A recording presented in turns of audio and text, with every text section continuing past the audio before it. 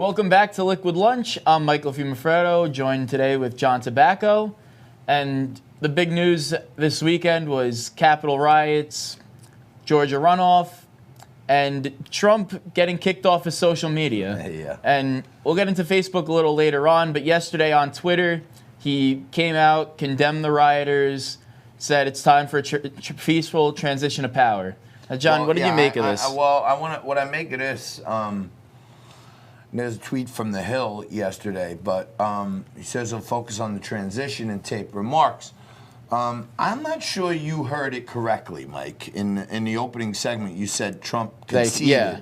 He did not concede at all. He said that he's going to focus on uniting America and a peaceful transition.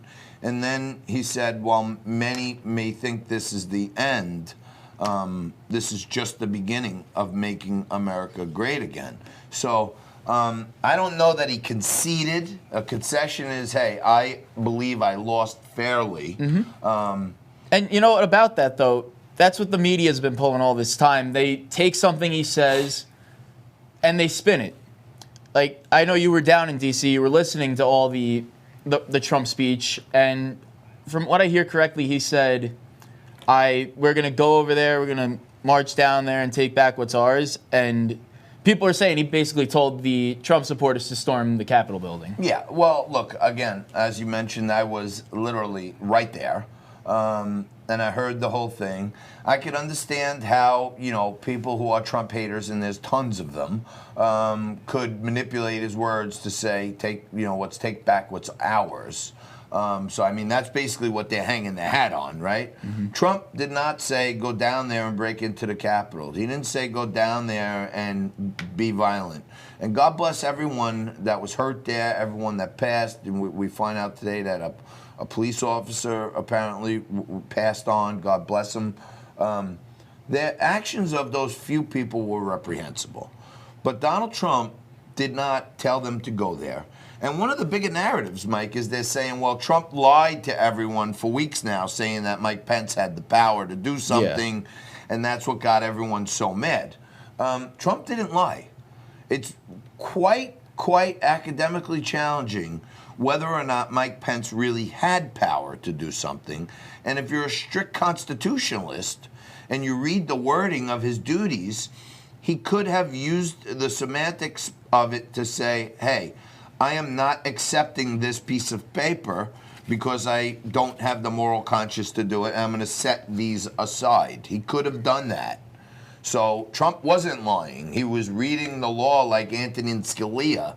And, the fact that Mike Pence decided that he was a turncoat, someone sent me this morning, Mike, a whole series of leaked emails from 2016, right before Trump. From who? Are these the Hillary emails? Paul Ryan, former Speaker of the House, to their technology team. And they had a website launched on the intranet. They hadn't launched it public yet.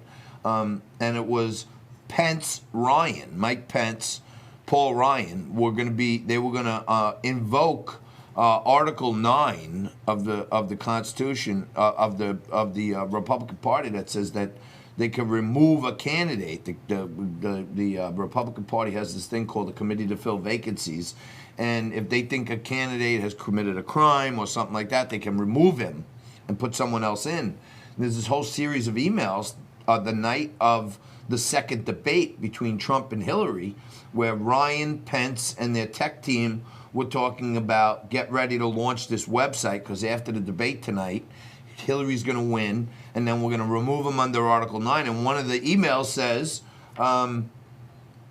we will, afterwards, we'll give him and his family some cushy deportations to some country they choose. So the move was in effect since 2016 for Mike Pence to throw Donald Trump out and run with Paul Ryan, which happened. It really happened. So, and I was going to get into Mike Pence because we obviously watched him in the vice presidential debate against Kamala Harris.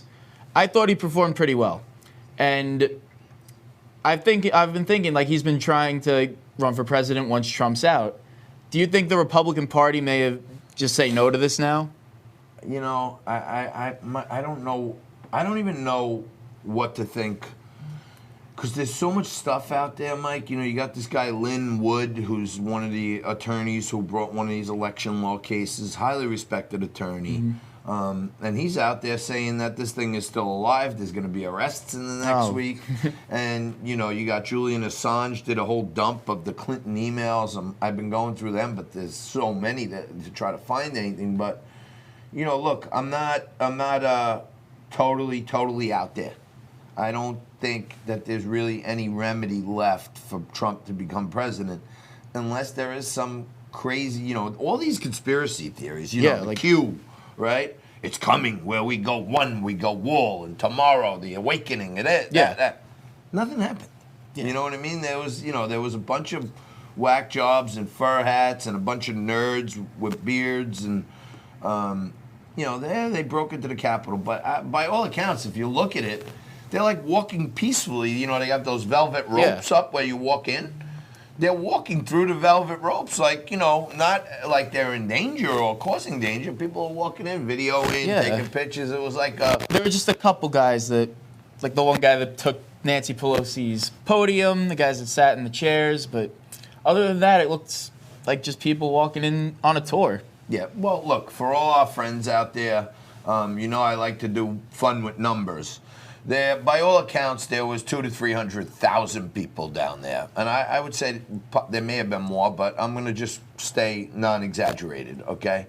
And there were like, you know, I don't know, 60 people arrested so far around, you know, for the Capitol riots and everything. So you got 300,000 people. 10% is 30,000. 1% is 3,000.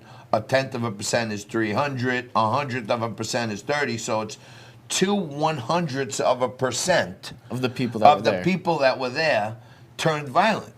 So we heard this, you know, I've been talking about this for how long? We heard all this from the mainstream media. Cities are burning to the ground. And you got Ali Velshi on MSNBC saying, well, it was a mostly peaceful protest